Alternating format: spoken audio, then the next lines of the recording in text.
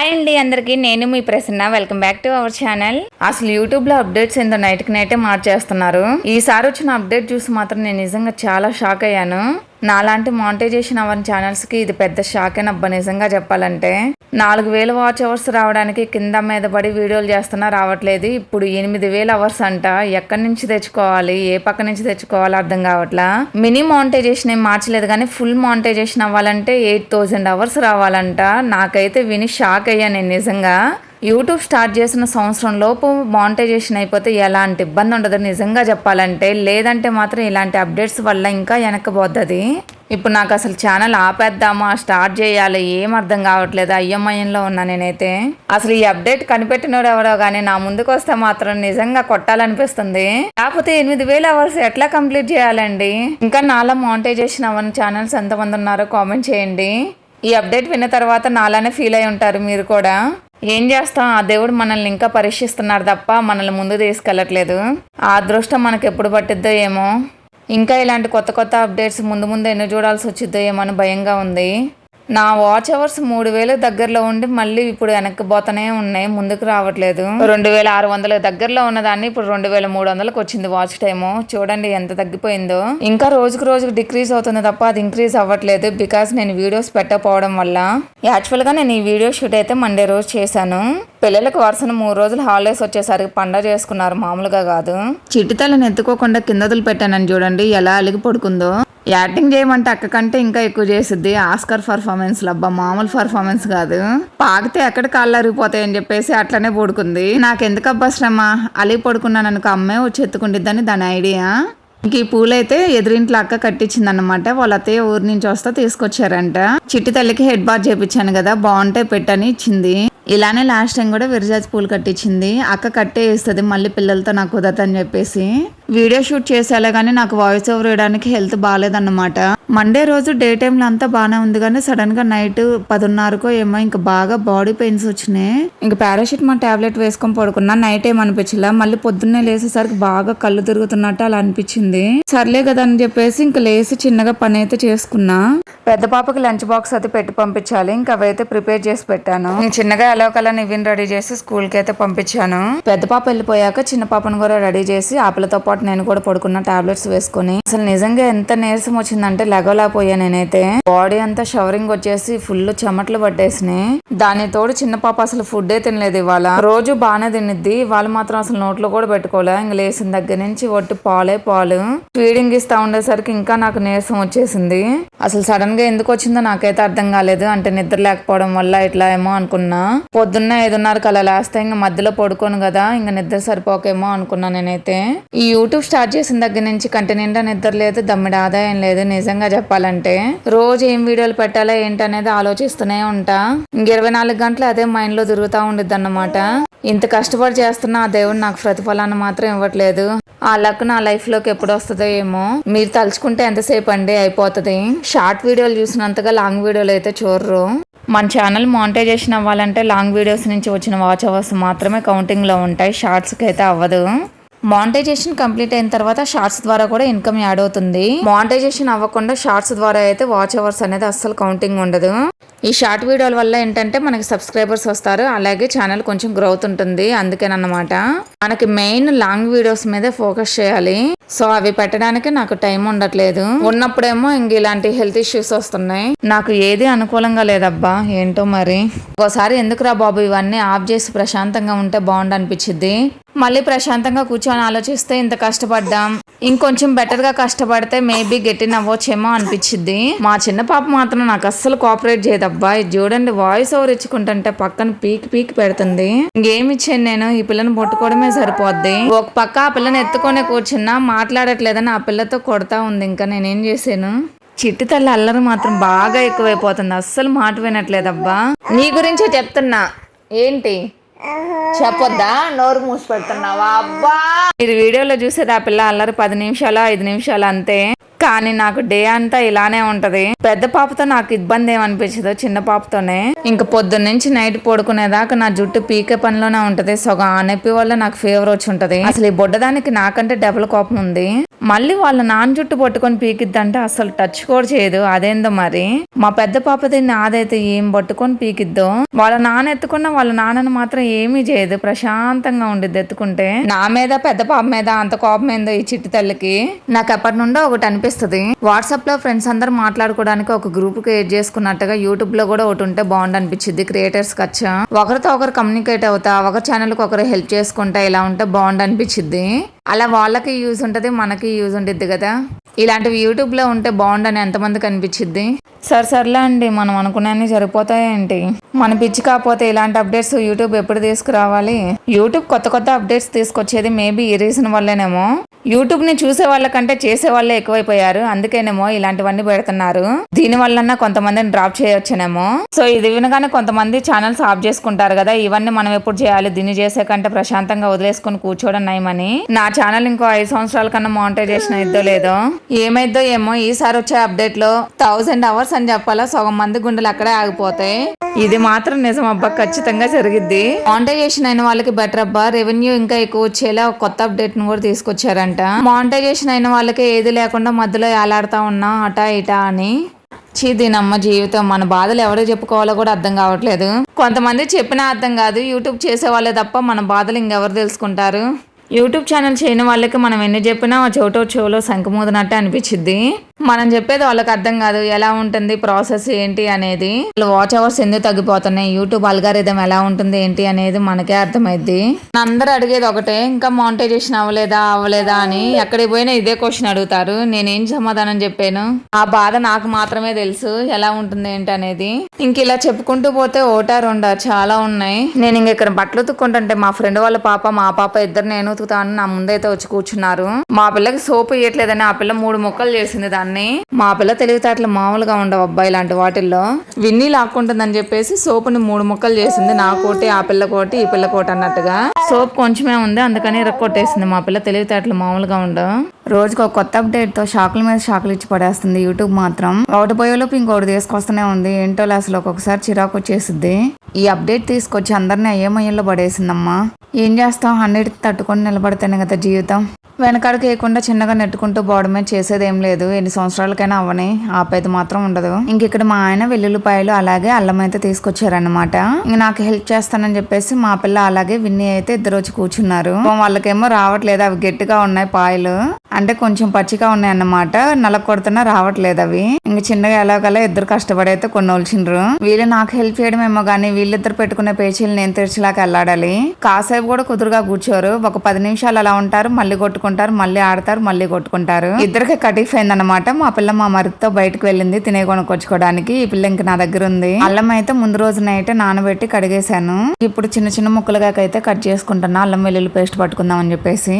ధనియాల పొడి కూడా అయిపోయిందన్నమాట. కొంచెం అయితే నార్మల్ గా ధనియాల పొడి వేసి పట్టాను, ఇంకొంచెం కొబ్బరి అలాగే వెల్లుల్లిపాయలు వేసి పట్టాను. పులుసు ఐటమ్స్ కి అయితే ధనియాల పొడిలో బియ్యం వేసి కూడా పట్టుకుంటారు, చాలా బాగుంటది టేస్ట్. ఈసారి నేనైతే వేయలేదు, మర్చిపోయాను. ఇంక ఇది వచ్చేసి విడిగా ధనియాల పొడి అయితే పట్టాను, అంటే ఏమీ వేయకుండా. ఫ్రై ఐటమ్స్ లో కానివ్వండి, ఏదైనా మసాలా ఐటమ్స్ చేసుకున్నా వాటిలో వేసుకోవడానికి అని చెప్పేసి కొంచెం విడిగా అయితే తీసి పెట్టుకున్నాను. ఈ కొబ్బరి వెల్లుల్లిపాయలు వేసింది అయితే గాస్ సీసాలు అయితే వేసి పెట్టుకుంటున్నా. దీన్ని ఫ్రిడ్జ్ లో పెట్టేసుకోవాలి కాబట్టి నేను దాంట్లో అయితే స్టోర్ చేసుకుంటున్నా. బయట పెట్టామంటే బూజు పట్టేసిద్ది, అందుకని చెప్పేసి ఫ్రిడ్జ్ లో అయితే పెట్టాలి. నార్మల్ గా ఏం వేయకుండా పట్టింది అయితే బయట ఉన్నా ఏం కాదు, ఇది మాత్రం కంపల్సరీ ఫ్రిడ్జ్ లో పెట్టుకోవాలి. ఎప్పటికప్పుడు దంచుకుంటే బాగుంటుంది కానీ మా పిల్లతో నాకు కుదరదు, అందుకని చెప్పేసి ఇంకొకేసారి పట్టు పెట్టుకున్నా. మరీ మెత్తగా గ్రైండ్ చేయను, కొంచెం కచ్చాపచ్చిగా ఉండేలా పట్టుకుంటా. నేను వేస్తుంటే విన్ని నేను కూడా వేస్తా ఇవ్వంటే అని తీసుకుంది. ఆ పిల్లకి ఇలాంటివి చేయడం ఇంట్రెస్ట్ అన్నమాట, మంచిగా చేసిద్ది. ఇంకా ఆ పిల్ల ఆనందం ఎందుకు కాదని చెప్పేసి కొంచెం పొడి లాస్ట్ లో ఉంటే అది వేయించాను అనమాట. ఇంకా మొత్తం ఒలచడం అయిపోయిన తర్వాత ఇంక ఇదంతా క్లీన్ చేసుకుంటున్నా. మా పిల్ల చెప్పులు మొత్తం తీసి బయట వేసిద్ది, ఎక్కడెక్కడ ఉన్నాయి మొత్తం. ఏ టైంలో ఏ చెప్పులు గుర్తొస్తాయో అర్థం కాదు, ఇంక అన్ని తీసి బయట పడేసిద్ది. ఇంక లోపల పెట్టదు, మళ్ళీ పడేసిందని పెట్టాలా లేదా అని గట్టిగా అర్చాననుకో ఇంక అప్పుడు పెట్టిద్ది, లేకపోతే ఇట్లానే వదిలేసిపోద్ది. ఈ పొట్టేమో నేను ఊడుస్తుంటే చీపురు కట్టతో పాటు మళ్ళీ వెనక్కి వచ్చేస్తుంది వాటికి అతుక్కొని. అదిగాక గాలి వస్తుంది, ఇంకా లోపలికి వెళ్ళిపోద్దాం అని చెప్పేసి తొందరగా అయితే ఊడ్చేసుకుంటున్నా. పిల్లలకి పొగేసేదైతే ఈ పొట్టు మాత్రం బాగుంటది. వెల్లుల్లిపాయ పొట్టు వేస్తే జలుబు కూడా ఉండదు, మంచిగా ఉంటది. అలాగే కరివేపాకుతో కలిపేస్తారు. పల్లెటూరులో ఏంటంటే కట్ల పొయ్యిలు ఉంటాయి కాబట్టి మంచిగా బొగ్గులు వస్తాయి. ఉదయం స్నానం చేపించినప్పుడు, సాయంత్రం స్నానం చేపించినప్పుడు బొగ్గులు తీసుకొచ్చుకొని వాటి మీద పొట్టేసుకొని పొగ పట్టుకోవచ్చు. నివికైతే నేను 9 months దాకా ఊర్లోనే ఉన్నాను కాబట్టి మంచిగా పట్టాను. చిన్న పాపకు ఏం లేదు. 3 months దాకా వేసానులే గానీ ఇంక తర్వాత ఏం వేయలేదు. అంటే సమయానికి స్నానం చేపించేటప్పుడు ఎవరో ఒకరు ఉండాలి. మా ఆయన ఆ టైంలో ఒక్కొక్కసారి ఉంటాడు, ఒక్కొక్కసారి ఉండడు. ముందే బొగ్గులు చేసి పెట్టుకున్నానంటే స్నానం చేపించి అన్ని చేసేసరికి అవి మళ్ళీ చల్లారిపోతున్నాయి. అలా కూడా ట్రై చేసా, ఇంకా కుదరక ఇంకా ఆపేసాను అనమాట. ఇంక పొట్టు మొత్తం ఒక దగ్గర కుప్ప చేసేసుకొని మొత్తం అయితే ఎత్తేసుకుంటున్నా. కసువంతా ఊడ్చేసుకొని మొత్తం ఒకేసారి ఎత్తుకుందాం అనుకున్నా, కానీ గాలి వస్తుంది కదా, మళ్ళీ రివర్స్ లోనే వెనక్కి వస్తుంది అని చెప్పేసి ఇక్కడే ఊడ్చేసి వీటి వరకు అయితే సపరేట్ గా ఎత్తేసి డస్ట్బిన్ లో అయితే వేసేసుకుంటున్నా. ఈ పని అంతా చేసేసరికి నాకు ఫుల్ ఆకలి అయిపోయింది. ఓ పక్క పొట్టలో పేగులు అరుస్తూనే ఉన్నాయి. ఇంకా అదంతా మధ్యలో ఆపేస్తే అక్కడే ఉండిద్ది. ఇంకా పని అంతా కంప్లీట్ చేసేసుకొని కాఫీ అయితే కలుపుకున్నా. నేను కాఫీ తాగుతున్నా అని చెప్పేసి మా బొడ్డొచ్చి చూడండి, నువ్వు తాగొద్దు, నాకు తాపని లాక్కుంటుంది. ఆ పిల్లకి పెట్టే ఫుడ్ మాత్రం తినేదిలే కానీ మనం ఏది తిన్నా ఆ పిల్ల కంపల్సరీ పెట్టాలి, లేదంటే ఏడుస్తుంది. ఇంక ఇట్లనే అప్పుడే పెద్దదైపోయినట్టుగా ప్రతిదీ మనం తినేది పెట్టాలి. ఆ పిల్లకి చేసింది ఆ పిల్ల తినొచ్చుగా, అదెందు అసలు నోట్లో కూడా పెట్టుకోవట్లే. ఈ మధ్య ఎందు ఇట్లా ఊపుతుంది తల వద్దని చెప్పేసి. అసలు ఎవరేం తిన్నా ఒప్పుకోవట్లేదు. అబ్బా పెద్ద పాప దగ్గర కూడా ఏం లాక్కుంటుందో కలబడి ఆ పిల్ల మీదకి. పెద్దదాన్ని చూసి చిన్నది భయపడాలి, అయితే చిన్నదాన్ని చూసి పెద్దదే భయపడుతుంది. అసలు ఏం కొట్టి పెట్టిద్దో తెల్ల, బాగా అల్లరెక్కువ అవుతుంది. ఈ మధ్య తట్టుకోవడం కష్టమైపోతుంది. నా అవతారం నేను చూస్తే పిచ్చిదానికంటే మరీ దారుణంగా ఉంటాను. నా జుట్టు అంతా అలా వీకేసింది. మరి రోజుకి 4-5 సార్లు జల్లేసుకున్నా మా పిల్ల ఉంచట్లా. పీకి పెట్టే పనిలోనే ఉంటది. మళ్ళీ పీకేటప్పుడు అని సైగలు చేసిద్ది అన్నమాట, పీకుతున్నా అని చెప్పేసి. పిల్లని వాకర్లో వేసి పెద్ద పాపకు పిల్లకేస్తున్నాయని చూడండి, నోరు తెచ్చుకొని వస్తుంది కొరకడానికి. ఎంత కోపమో వాకర్లో వేస్తే. మా ఆయన బయటికి తీసుకెళ్తా రెడీ అవ్వమని చెప్పాడు. అంటే ముందు రోజు కూరగాయలు తెచ్చుకుందామని చెప్పాను కదా, వర్షం పడిందని వెళ్ళలేదన్నమాట. ఇంక ఇవాళ అయితే రెడీ అవ్వండి తీసుకెళ్తా అని చెప్పాడు. ఇవాళ వర్షం ఏం లేదు, మా కోసమేనేమో. మా పెద్ద పాప 3 రోజుల నుంచి నన్ను బయటికి తీసుకెళ్తున్నారు, రోజు అలానే చూస్తున్నారు, తీసుకెళ్లట్లేదని గోల చేస్తుంది. ఇవాళ వెదర్ కూడా మాకు అనుకూలంగానే ఉంది, అందుకే రెడీ అవుతున్నాం. పెద్ద పాప స్నానం చేపించేసి పిల్లకైతే వేస్తున్నా. ఈ పెద్ద పాప ఒకటి కొంచెం చిక్కు కూడా పడలేదు, చిక్కు అని ఏడ్చిద్ది తీసినప్పుడల్లా. 2 పిల్లకలు వేస్తా జల్లల్లి, అలా అయితే చిక్కు పడదంటే ఈ మధ్య అలా కూడా వేయించుకోవట్లా. పెద్ద పాప దూడడం అయిపోయిన తర్వాత చిన్న పాప కూడా సైడ్ కలా దూవేస్తున్నా. చిన్న పాపకి ఏంటో వెనక జుట్టు అంతా ఊడిపోతుంది, హెయిర్ ఫాల్ బాగా ఉంది. ముందు ఊడట్లేదు కానీ బ్యాక్ సైడ్ ఊడిపోతుంది. ఇంకొక నెల ఉంటే గుండెపోద్ది చిట్టి తల్లికి. బియ్యం కొత్త బస్తా ఓపెన్ చేసిన పురుగులు వచ్చినాయి, ఎందుకు అర్థం కాలేదు. అంటే మా పొలంలో పండించినాయి నాన్న పట్టించి పంపించాడు అన్నమాట. బియ్యం అయిపోయినాయి అని చెప్పేసి కొత్త బస్తా అయితే ఓపెన్ చేశాను. అలా ఓపెన్ చేయగానే ముక్కు పురుగులు అయితే కనిపించినాయి, అంటే నల్లగా ఉంటాయి కదా అవన్నమాట. రైస్ మిల్ దగ్గర బియ్యంతో పాటు లవంగాలు కూడా కలిపేస్తే పురుగు పట్టదంట. అంటే చాలా క్వాంటిటీలో తెచ్చుకుంటాం కాబట్టి కొంచెం అయితే ఇబ్బంది ఉండదు, ఎప్పటికప్పుడు అయిపోతాయి కాబట్టి. 5 కేజీలు 50 కేజీలు అలా తెచ్చుకుంటే లవంగాలు ఒక ప్యాకెట్ మొత్తం వేసేస్తే పురుగు పట్టవంట. మేము ఈ బస్తాలో కలపడం మర్చిపోయాం. తడి కూడా ఏం తగలలేదు, కానీ ఎందుకు వచ్చినాయేమో అర్థం కాలా. మనం పట్టించుకునే కదా కొంచెం పాలిష్ అయితే తక్కువ వేపించాం. కొన్న వాటిల్లో ఏంటంటే పాలిష్ ఎక్కువ వేస్తారు కాబట్టి తొందరగా పురుగు పట్ట. పాలిష్ ఎక్కువ వేపిస్తే ఏముంది, వాటిలో ఉండే పోషకాలు మొత్తం పోయా. ఇంకా వాటిని తినపోయినా ఒకటే. పెద్ద పాప చేసిన కొరవ చిన్న పాప చేస్తానని చాట మీదకైతే ఎగబడుతుంది. పెద్ద పాప ఎత్తుకుంటే మాత్రం ఆ పిల్లని కూడా పడేసిద్ది, కదలకుండా మాత్రం ఆ పిల్ల దగ్గర ఉండదు. వెనక్కి ఎరగబడిద్ది అన్నమాట. ఈ మధ్య ఆ పిల్లని ఎవరెత్తుకున్నా ఇలానే చేస్తుంది, మెడ వెనక్కి అనడం ఏడవడం. ఇంకా అలా చేస్తే ఎవరికైనా భయం వేసిద్ది కదా, ఎత్తుకోకుండా మనకే ఇచ్చేస్తారు. తెలివితేటలు మామూలుగా ఉండవు. అమ్మ దగ్గర నుంచి ఎవరి దగ్గరికి వెళ్లకుండా ఈ ట్రిక్స్ ప్లే చేస్తుంది. బియ్యాన్ని నీట్ గా చెరిగేసి కొంచెం సేపు కడిగేసి నానబెట్టాను. జడంతా పీకి మా పిల్ల చిరాగ్గా ఉంది నాకు, అందుకని జడేసుకుంటున్నా. నా జుట్టు పట్టుకొని లాగడానికి చూడండి ఎలా చూస్తుందో. ఆ జుట్టు లాగితే ఆ పిల్లకి అదొక ఆనందం అన్నమాట. రోజుకి 100 సార్లు పీకించుకోవాలి ఆ పిల్ల చేత. నాకు ఈ పిల్ల లాగి సగం తన్నే పోచేస్తుంది నిజంగా. సాయంత్రానికి అప్పటికి ఒకసారి టీ తాగాను, 4 ఏమో. మా మరిది అలాగే వాళ్ళ ఫ్రెండ్ వస్తే ఇంక వాళ్ళకి చేసిస్తా, నేను కూడా అయితే తాగాను. నాకు ఒక్కదానికైతే సపరేట్ గా తాగను, మా ఆయన తాగే పని అయితే చేస్తా. టీ తాగడం అయిపోయిన తర్వాత మళ్ళీ ఆకలేస్తుందని చెప్పేసి మళ్ళీ పాలు కలుపుకొని అయితే తాగాను. ఈ మధ్య మాత్రం విపరీతంగా ఆకలేస్తుంది.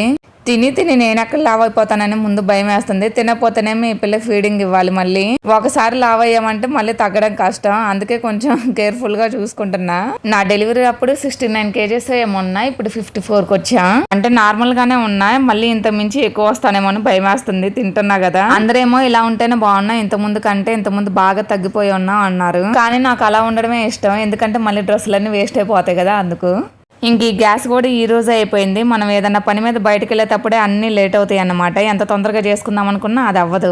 ఇంక చిన్న పాపని కింద పడుకోబెట్టి కిచెన్ దగ్గరే ఇంక నేను గ్యాస్ అయితే మారుస్తున్నా.